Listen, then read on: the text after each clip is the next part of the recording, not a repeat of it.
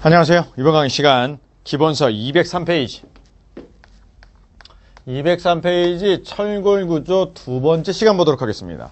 지난 시간 마지막 본 것이 리벳이었죠. 이제 볼트 보겠습니다. 볼트는 우리가 알고 있는 것은 일반 보통 볼트이고, 그리고 공사 현장, 즉 철골의 접합 방법은 고장력 볼트 접합입니다. 고력 볼트로 나오기도 하는데 기본적으로 고장력 볼트가 맞는 말이죠. 가보죠. 일반 보통 볼트. 양가로 1번. 볼트 구멍의 지름은 볼트 지름의 0.5mm 이상 크게 하지 않습니다. 기본적으로 지난 시간에 봤듯이 볼트나 리벳의 구멍 크기는 볼트나 리벳의 지름보다 약간 크게 합니다 정도만 아시면 될 거고요. 2번. 경미한 구조재나 1000만 높이 9m 이하이고 스팬이 13m 이하인 건축물이나 가설건물 또는 리벳치기 하기 전에 밑줄여 임시 접합용으로 주로 사용되고 구조형 접합에는 사용하지 않습니다. 왜 그런지는 양가로 3번에 있네요. 진동, 충격 및 반복의 응력을 받는 것은 사용할 수가 없습니다. 왜? 그냥 보통 볼트를 보통 볼트와 너트를 사용하면 흔들리면 진동을 주면 이게 빠져버려요. 그래서 주요한 접합부에는 사용하지 않습니다. 구조형에는 사용하지 않고 경미하거나 아니면 임시접합, 즉 가조림용에 쓰이더라 정도만 기억하시고, 그러면서 하나 더 볼게. 와셔입니다. 와셔는 고장력 볼트와 일반 볼트 모두 와셔가 필요해요.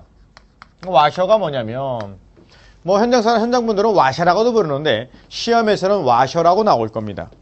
볼트를 조일 경우 나사부를 지압으로부터 보호, 밑줄 걸어주시고요. 결국은 지압이라는 얘기는 헛바퀴 돌거나 찢어지는 거예요. 그래서 그런 것들을 보호하고 볼트에 조이는 힘을 균등하게 배분하기 위해 사용하는 둥글고 얇은 금속판을 말하며 볼트 머리 및 너트 쪽에 동글뱅이요. 각각 한 개씩입니다. 그래서 보신 적 있을걸요?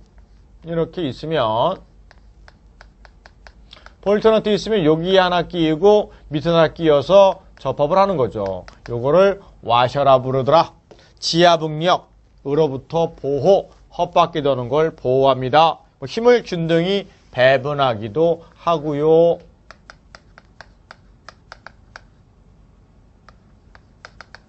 와셔도 용어죠. 좋습니다. 넘어가서 204페이지 거기 보면 와셔라고 있습니다. 그 밑에 고장력 볼트는 우선은 마찰력에 의한 마찰 접합입니다. 뭐라고 할까요? 고장력 볼트가 무슨 접합이냐? 그래서 학자들끼리 의견이 많지만 기본적으로 마찰 접합이라고 합니다. 조심해야 될 거는 리벳 접합은 전리가 그죠? 전단 접합입니다. 시험에 나올 수 있으니까 지난번에 전리가 할 때 말씀드린 게 예를 들은 게 그거였죠. 공부를 하는데 자꾸 귀찮게 합니다. 그럼 어떻게 해요? 전리가라. 이제는 폼나는 말로 합니다. 고마해라. 전리가. 이렇게 정리해서 마무리 짓습니다. 가죠. 204페이지. 고탄소강인 합금강을 열처리하여 만든 고인장 강도의 재질의 볼트로 인해 너트에 풀림이 없고, 특히 밑줄이요, 반복력에 강하여, 즉 필요 강도가 커서 접합 후의 강성을 높게 할 수 있습니다. 쉽게 말하면 고장력 볼트는 껌딱지 볼트라 부르면 돼요. 껌 볼트 딱 달라붙는다 보시면 됩니다. 특징 1번. 고장력 볼트는 전단력도 발생하지 않고 지압력도 발생하지 않습니다. 조심. 2번. 유효면적당 응력, 스트레스가 작고요. 또 필요 강도가 매우 높습니다. 밑에 조립 방법. 1번. 고장력 볼트는 완전히 포장된 것을 미비용 상태로 공사 현장에 반입합니다. 기본적으로 모든 공사용 재료는요, 포장을 뜯지 않고, 즉 미개봉 상태에서 공사 현장으로 반입합니다. 그 다음 2번. 마찰면의 경우 붉은 녹이 있는 상태를 유지하거나 거친 면으로 하여 마찰력을 증가시킵니다. 쉽게 얘기해서 녹막이칠 한다 안 한다. 그게 포인트예요. 녹막이칠 하지 않습니다. 3번. 볼트의 조임은 고장력 볼트에 이상이 없는 것을 확인한 후 밑줄이요, 볼트의 머리 쪽과 너트 쪽에 와셔 한 장씩 끼우고 누구를 조인다? 너트에다가 동글뱅이 너트를 조여서 조입니다. 회전시켜 조입니다. 그 회전력을 토크라고 불러요. 그래서 고양 볼트는 드릉 드릉 소리가 나요. 우리가 몽키 스패너로 조이는 게 아니라 렌치라는 걸로 드릉 드릉 돌려요. 그리고 맨 끝을 잘라냅니다.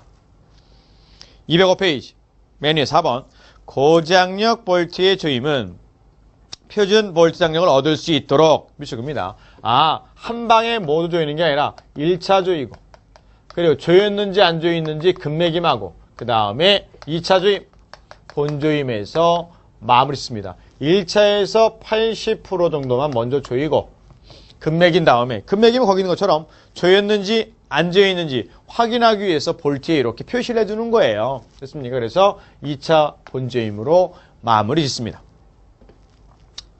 본조임 순서로 하며 계속 미축입니다. 고장력 볼트의 끼움에서 본조임까지의 작업은 같은 날 이루어지는 게 원칙. 같은 날 이루어지는 게 원칙입니다. 즉, 한 방에 다 끝내라. 그러면서 토크 관리법이나 너트 회전법으로 합니다. 맨 밑에 너트 회전법 용어나 보죠. 실제 접합부에 상응하는 적절한 두께의 철판을 조임 작업에 이용하는 볼트 5개 이상으로 조임하여 너트 회전량을 유관조사에 따라 모든 볼트에서 거의 같은 회전량이 생긴 것을 말합니다. 쉽게 말해서 제대로 됐는지 안 됐는지 너트를 조여 보이는 거죠. 그래서 너트가 안 조여지면 괜찮은 거고 잘 조여지면 딱쇼이라는 얘기죠. 그 다음 5번 미축입니다. 사용한 볼트는 재사용하지 않습니다. 껌도 한 번 씹었던 거 또 씹으면 안 됩니다. 그래서 한 번 사용한 건 다시는 사용하지 않습니다. 사용할 수 없어요. 왜냐면 렌치로 또르릉 돌린 다음에 끝을 잘라버려요. 잘라버립니다. 또 볼트의 굽마다 중앙에서 양쪽 끝으로 조여갑니다. 왜요? 주변에서 중앙으로 조여오면요 가운데가 붕 떠요. 그래서 중앙에서 주변으로 조여갑니다. 오랜만에 해볼까요? 중앙에서 주변 양쪽 끝으로 가는 게 뭐 있었나요? 첫 번째 아일랜드, 두 번째가 뭐 있었나? 지금 있네요. 볼트 조임. 그러면 반대 주변에서 중앙으로 옵니다. 트렌치 컷 땅구멍이 파는 거. 그 다음이 지정 중에 잡석 지정. 배수로 목적으로 호박돌 모양의 돌을 주변에 중앙으로 엽세어 깔아옵니다. 세 번째 말뚝박기. 말뚝을 주위부터 먼저 받고 중앙으로 박아오면 되겠습니다.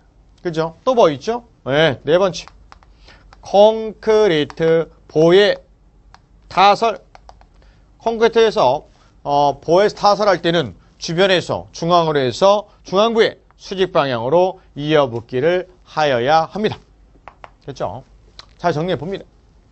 그 다음이 어딥니까? 네, 205페이지. 뭐 6번 똑같네요. 한 번 사용한 볼트는 재사용할 수 없다. 밑에 핵심 문제 보죠. 1번 철골 공장 제작 공사 설명을 옳지 않은 것은 1번 가스 썰단은 자동 가스 썰단기. 2번 고장력 볼트용 구멍 뚫기는 드릴 뚫기이고 블라스트 처리한다면 블라스트 하기 전에 구멍 뚫기, 즉 구불구불 구멍 뚫은 다음에 블라스트. 3번 힘가공은 상온이나 또는 가열 가공 둘 중에 하나를 선택하세요. 4번 오토가 났네요. 4번 오타. 4번을 정리하시기를 기온이 영하 5도가 아니라 영하 20도. 죄송합니다. 기온이 영하 20도 이하의 경우에는 용접해서는 안 된다. 영하 20으로 바꿔주세요. 5번 고장력 볼트의 조임은 볼트의 머리 쪽과 너트 쪽에 와셔 한 장씩 끼우고 볼트를 조이는 게 아니라 누굴 조인다? 너트를 조인다. 정답은 5번. 4번에 영하 5도가 아니라 영하 20도로 좀 바꿔주시기 바랍니다. 넘어가서 206페이지 용접 가죠.